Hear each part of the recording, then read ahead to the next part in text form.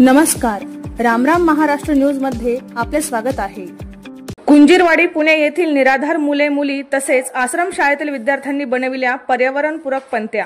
एक हात मदतीचा अंतर्गत धनाजीराव शामराव गरडे एससी माध्यमिक निवासी आश्रमशाळा कुंजीरवाडी पुणे येथील निराधार मुले मुली तसेच आश्रम शाळेतील विद्यार्थी यांनी बनवलेल्या पर्यावरणपूरक पंत्यांचे स्टॉल कंपनी सोसायटी व इतर सार्वजनिक ठिकाणी लावून ते खरेदी करून या विद्यार्थ्यांना मदत होईल असे आवाहन करण्यात आले आहे।